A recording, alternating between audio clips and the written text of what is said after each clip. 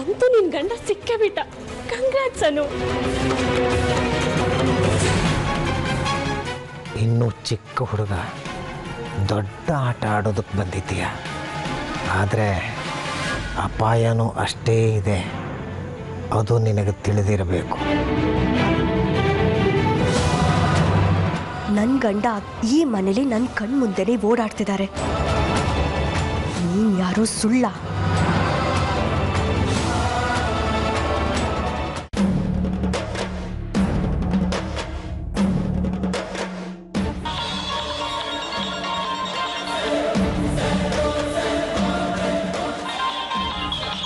News ಕೊಡೋದಕ್ಕೆ phone ಮಾಡಿದ್ದಾಳೆ. ನಾನೇ ಸೃಷ್ಟಿ ಮಾಡಿರೋ ಸುದ್ದಿನ ನನಗೆ ಹೇಳ್ತಾಳೆ. ಹಲೋ ಸಿಂಧು. ಅಣ್ಣ, ನಿಂಗೊಂದು ವಿಷಯ ಗೊತ್ತಾ? ನೀನು ಹೇಳಿದ್ರೆ ತಾನೇ ಗೊತ್ತಾಗೋದು. ಏನ್ ಗೊತ್ತಾ ಅಣ್ಣ? ಅನುಗೆ ಬಾಲ್ಯ ವಿವಾಹ ಆಗಿತ್ತು ಅಂತ ಹೇಳಿದ್ಲಲ್ಲ, ಅದು ನಿಜ ಅಣ್ಣ. ಈಗ ಅವಳ ಗಂಡ ಮನೆಗೆ ಬಂದಿದ್ದಾನೆ. ಅಷ್ಟೇನಾ? ಅವಳು ಕಂಡ ಬಂದ್ರೆಷ್ಟು ಬಿಟ್ರೆಷ್ಟು, ನೀನ್ಯಾಕೆ ಅಷ್ಟೊಂದು ಸಂತೋಷ ಪಡ್ತಿದ್ಯಾ? ಅಯ್ಯೋ ಅಣ್ಣ, ನಿನಗೆ ಗೊತ್ತಾಗೋದಿಲ್ಲ. ಅನು ಗಂಡ ಬಂದಿರೋದ್ರಿಂದ ಅವರು ಅನು ಜೊತೆ ಜಾಸ್ತಿ ಮಾತಾಡೋದಕ್ಕಾಗಲ್ವಲ್ಲ. ಓಹೋ, ಆಗ ಪಾಯಿಂಟು. ಅದು ಸರಿನೇ. ಅಂತೂ ನೀನು ಸಂತೋಷವಾಗಿದೆಯಾ ತಾನೆ? Very good. ಅಣ್ಣ, ಅವನ ಹೆಸರು ಮನು ಅಂತ. ನೋಡೋದಿಕ್ಕೆ ಸಿಂಧುಪುಟ, ನನಗೊಂದು ಅರ್ಜೆಂಟ್ ಕೆಲಸ ಇದೆ, ಆಯ್ತಾ? ಅವೇನು ಮಾಡ್ತೀನಿ. ಓಕೆ, ಸರಿ ಅಣ್ಣ. ನನಗಂತೂ ಸಖತ್ ಖುಷಿಯಾಗಿದೆ. ಇದನ್ನ ಹೇಳೋಣ ಅಂತಾನೆ ಫೋನ್ ಮಾಡಿದೆ. ಸರಿ, ಬಾಯ್.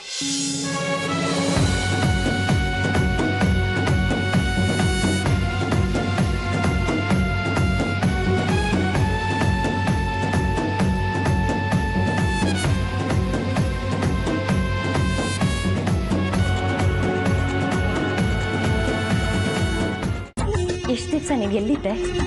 ಅದು ಮಾವನ್ ಗೆಲ್ ಸಿಕ್ಕಿದ್ರಿ ನೀವು? ಮನೆಗೆ ಬಂದಿದ್ದ ಕಡೆ. ನಾನೇ ಇವನನ್ನ ಮೊದಲು ಮಾತಾಡ್ಸಿದ್ದು ಅಲ್ವೇನೋ? ನಮ್ಮನೆಗೆ ಬಂದಿದ್ರಾ? ನಮ್ಮನೆ ಹೊರಗಡೆ ನಿಂತಿದ್ದ ಅಂತ ಹೇಳಿದ್ನಲ್ಲ, ನಾನೇ ಇವನನ್ನ ಮೊದಲು ನೋಡಿದ್ದು. ಆಮೇಲೆ ಇವರು ಇವನನ್ನ ಕರೆದು ಮಾತಾಡ್ಸಿದ್ದು. ಮನು, ನಮ್ಮನೆ ಅಡ್ರೆಸ್ ಹೇಗಪ್ಪ ಸಿಕ್ತು ನಿನಗೆ? ಅನು ಇಲ್ಲೇ ಇದ್ದಾಳೆ ಅಂತ ಹೇಗ್ ಗೊತ್ತಾಯ್ತು?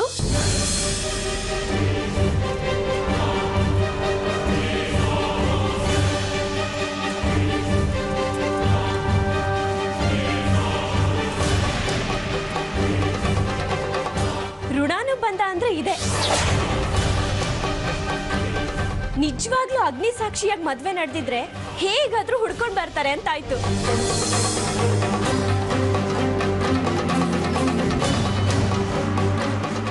ಅನು, ಈಗ ನಿನಗೆ ಸಂತೋಷನಾ?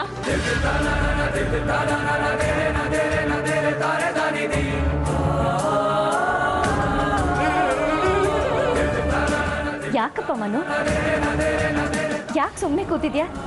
ನಾವೆಲ್ಲರೂ ಇಷ್ಟೊಂದು ಪ್ರಶ್ನೆ ಕೇಳ್ತಿದ್ರು ಸುಮ್ಮನೆ ಇದೆಯಲ್ಲ?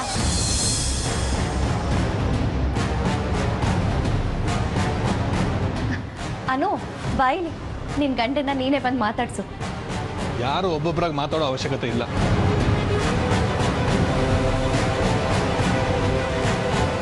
ಎಲ್ಲರೂ ಹಾಲಿಗೆ ಬನ್ನಿ.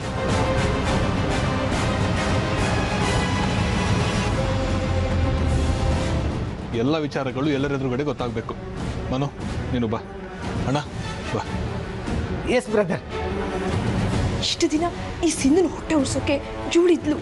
ಇವಳು ಹೋದ್ರೆ ಇವಳನ್ನ ಹೇಗೆ ಹ್ಯಾಂಡಲ್ ಮಾಡೋದು? ಏನಾದ್ರೂ ಮಾಡಲೇಬೇಕಲ್ಲ.